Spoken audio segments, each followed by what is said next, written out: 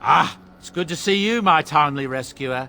Bodon Feddick, at your service, once again. I saw your camp and remembered the kind offer that you made the last time we met. And is there anywhere safer for a poor merchant and his son to sleep? I think not. I'm perfectly willing to offer you a fine discount for the inconvenience of our presence. How does that sound? Good? Yes? Following you? I'm not even certain where you're going, my friend. And quite frankly, it's none of my business.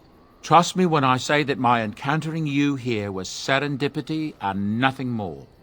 I travel a lot, so I'm bound to meet everyone on the road eventually. If you prefer, I'll take my boy and be on my way. But regretfully, you're the safest spot on this road, without a doubt. Wonderful. Thank the gentleman, won't you, boy? Thank you, sir. We won't be a bother to you and your companions, I assure you. If you should need enchantments, simply talk to my boy. Otherwise, come speak with me. Are you sure I can't interest you in this hat? A pair of earrings, perhaps? A cheese knife? Oh, nothing so unusual and so interesting as you and your companions, I'm sure. Dwarven merchants are common enough on these roads, aren't they? Thank the Maker we didn't lose Tyrn Loghain at Ostagar. He pulled his troops out just in time, so it said. Without him, we'd be lost. That's what I've heard on the road, anyhow. Take it for what it is.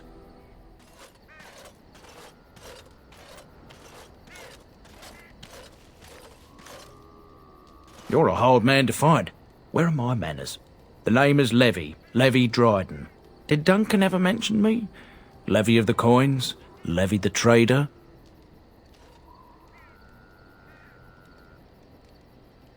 Really? He never told you of old Levy? We've known each other for years. But here I am carrying on while you have a blight to stop. Don't want to waste your time. But you see, Duncan promised that together we'd look into something important for the Wardens. And for me. But poor Duncan's... well, no more. A tragedy it is, at that. But I know he would want his work carried on, his pledge fulfilled. It's a bit of a tale, that is. But I'm the one who brought the Grey Wardens back to Ferelden. Well, I was one of the ones. There were a lot of us. Maker's breath, I'm a bit nervous. Honoured to be here, really. After King Marek freed us from the Orlesians, the Grey Wardens begged the King's permission to come into Ferelden, some sort of internal business. Me and a mess of other Warden sympathisers spoke on behalf of your order. Tyrn Loghain was very much against letting Orlesian Wardens in the kingdom. But Marek, Andraste, bless him, was a fair-minded monarch and he let them in. So that's why I was there when the Wardens and their leader Genevieve presented herself to the King. The first Wardens in Ferelden in over a century. Proudest day of my life, that was. Duncan was a bit of a scamp back then. We were of an age and struck up a friendship. The King himself went with the Wardens on their mysterious business. When he returned, he rescinded King Ardland's decree, and the Wardens came back to Ferelden for good. Oh, my stomach's all a-flutter. You're welcome. Well, as you know, my family's name is Mud around noble circles. My great-great-grandmother, Sophia Dryden, was the last Warden commander of Ferelden back when the Wardens were known as freeloaders. So King Arland banished the Wardens and he took House Dryden's land and titles. Hard to say. After King Arland died, there was a civil war, loads worse than this one, and our family was on the run, hunted by enemies, with nary a friend in the world. But Drydens are tough. We rebuilt, became merchants, and we never lost our pride. I asked for the truth. My family reveres Sophia Dryden. We know she died at the old Grey Warden base, Soldier's Peak. We want evidence to clear her name. It won't restore our land or our titles, but it'll restore our honour. Well, no one's been to Soldier's Peak since Ireland's days. At least none that's come back. I spent years mapping the maze of tunnels to the peak, and I found the way a few years back.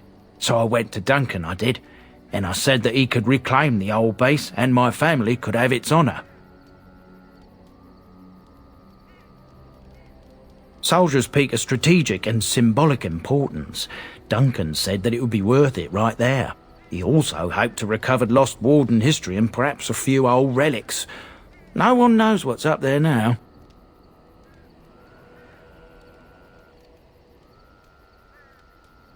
Darkspawn surfaced in southern Ferelden, and Duncan got plenty busy recruiting new wardens and meeting with good King Caelan. Duncan said he would help after the Battle of Ostagar. Said there might be useful things at the peak, but he never had the chance. 1,000 blessings upon you, Warden. I'll mark down the location on your map. When you arrive, we'll pick our way through the tunnels together.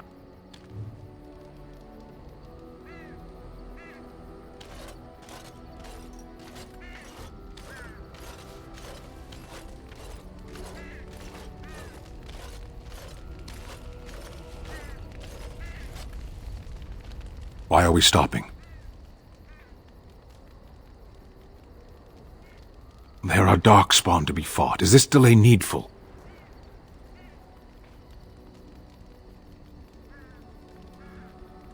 I am Kunari. I have given my word to aid you. We are not people of idle promises. I am. Decide. I am a Sten of the Beresad. I did not choose to be who I am any more than you did.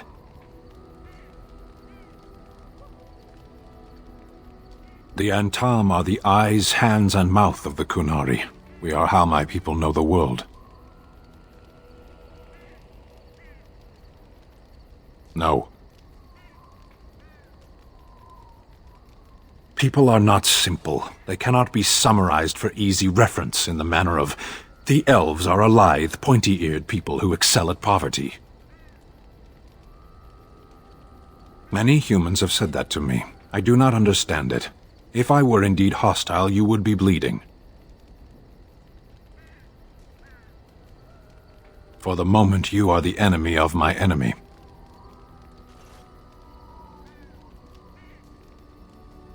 They have no more allies than a hurricane or an earthquake. They are enemies to all.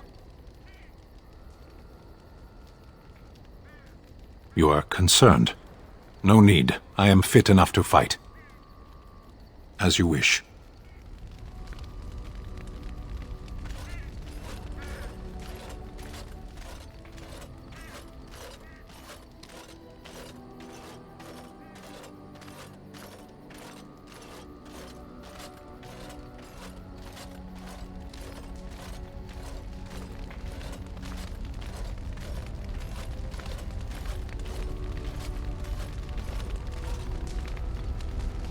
What do you wish of me? If you must.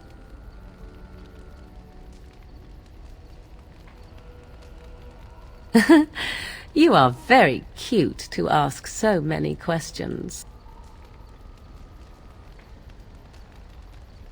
Of course I don't. 'Tis no matter. My mother has been hunted from time to time, yes, by Templar fools like Alistair, which should tell you how successful they generally were. Flemeth made a bit of a game of it, in fact. The Templars would come again, and she would look at me and smile and say that the fun was to begin once more.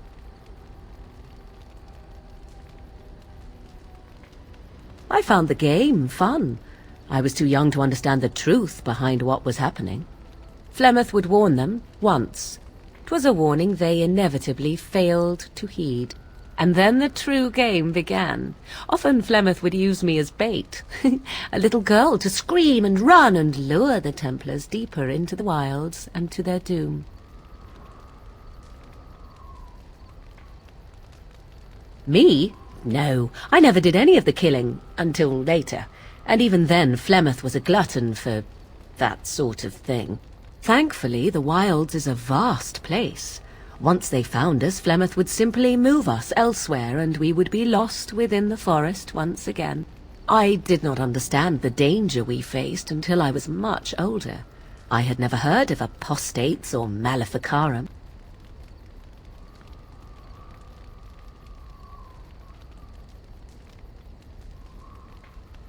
I think that my mother made it fun so that a child did not learn to fear.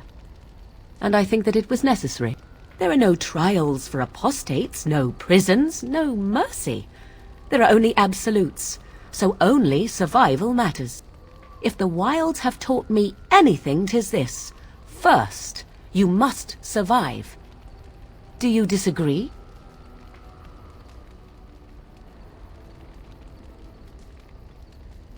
An evasive answer.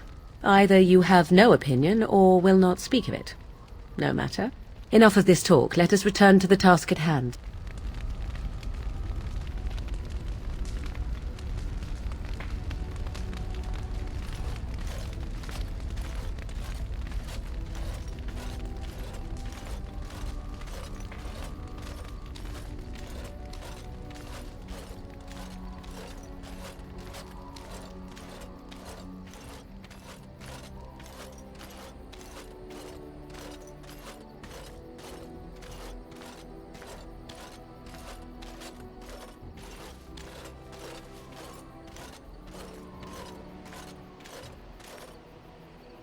Aedan Aedan, my friend. I hope I'm not intruding by staying here. Massacre. I'm Amara, a traveling Dalish on my way to join my clan up north. A Grey Warden? I heard they are the best and most noble of all races. They are legends. I can't. But if you help me with something, I promise I'll make it worth your while. There is a huge bear that almost killed my friends here. No, they are my trusted companions. I have earned their respect, as they have mine. This beast is not like any bear, he is a monster. Oh, and bring me his claws. Yes. Because this is also your test before I can teach you my knowledge about the rangers to help you on your quest. Being a ranger isn't just about being a good hunter. I can't communicate with them, but I've learned a certain empathy with the forest creatures, as you can see with my friends here. Yes, but only the very best hunters can become rangers, so you must bring me the bear claws to prove your worth. Come back when you have it.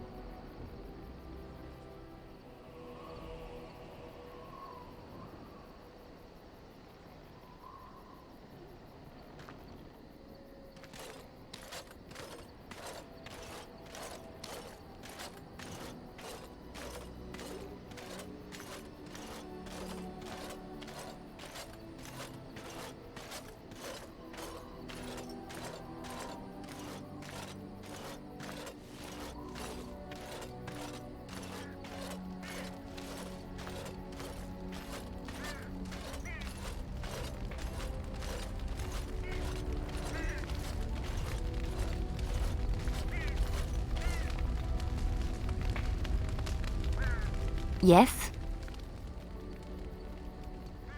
Well, here I am. I knew this would come up sooner or later.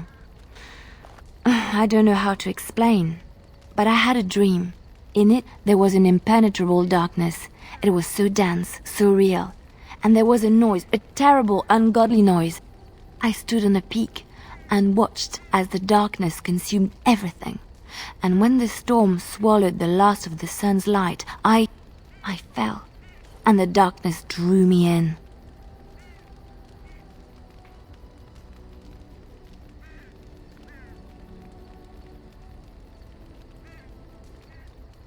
I have had dreams. This was different somehow. When I woke, I went to the Chantry's gardens, as I always do. But that day, the rosebush in the corner had flowered. Everyone knew that bush was dead. It was grey and twisted and gnarled, the ugliest thing you ever saw, but there it was, a single beautiful rose. It was as though the Maker stretched out his hand to say, even in the midst of this darkness, there is hope and beauty. Have faith.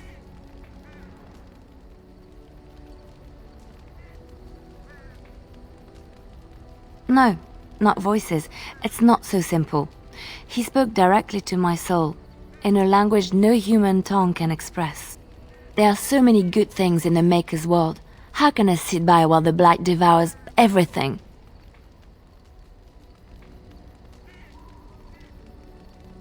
He's still here. I hear him in the wind and the waves. I feel him in the sunlight that warms my skin. I know what the chantry says about the Maker, and what should I believe? What I feel in my heart, or what others tell me?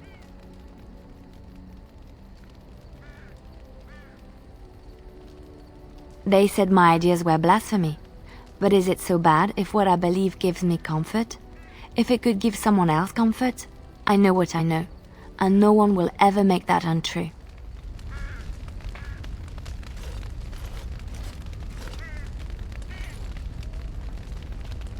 My friend, I have to admit that I am curious about the role and responsibilities of a Grey Warden.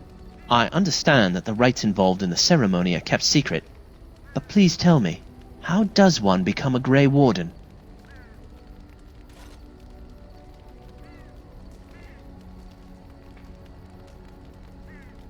Drinking Darkspawn blood makes you a Grey Warden?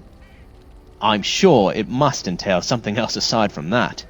I understand you are one now because you were forced, but for someone as lowly as me, a mere knight, being part of the Grey Wardens is something I dream about. Since there are only 2 of you left, I was thinking that maybe I could not only fight at your side, but become a warden myself.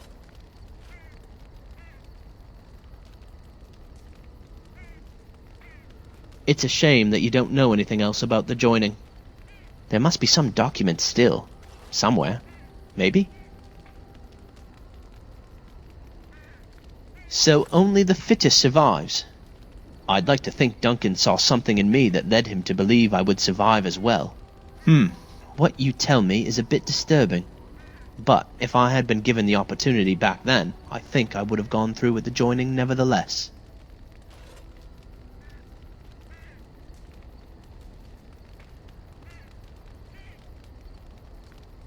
One that I'm still willing to take, if I ever have the chance. I understand how hard this must be for you, and I'm sorry. But for me, well, I'd like to live that life.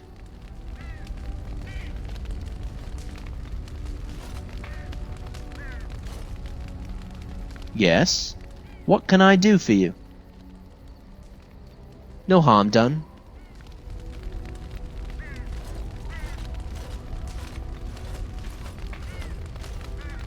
What do you need?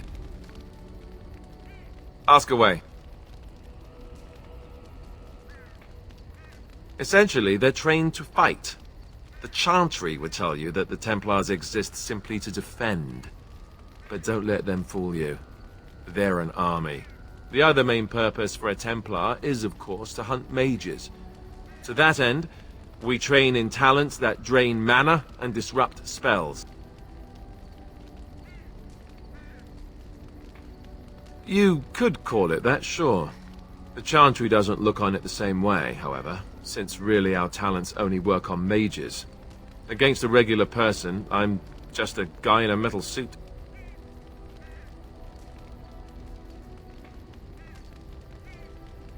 No, I never actually became a full Templar. Duncan recruited me before I took my vows. I was only present during one harrowing. The ritual that they test the mages with. It's not unlike our joining, really. And just as deadly. The girl they tested, she had a demon put inside her to see if she could resist. And she couldn't. We had to end it quickly. I have to say I didn't have much interest in becoming a Templar after that. Perhaps, but there usually isn't much of an opportunity. The Chantry keeps a close rein on its Templars. We are given lyrium to help develop our magical talents, you see. which means we become addicted. And since the Chantry controls the lyrium trade with the dwarves, well, I'm sure you can put two and two together. Well, they do it, and they feel perfectly justified. You don't need lyrium in order to learn the Templar talents. Lyrium just makes Templars' talents more effective, or so I was told. Maybe it doesn't even do that. The Chantry usually doesn't let their Templars get away either, so they can spread their secrets. I'm a bit of an exception. Lucky me.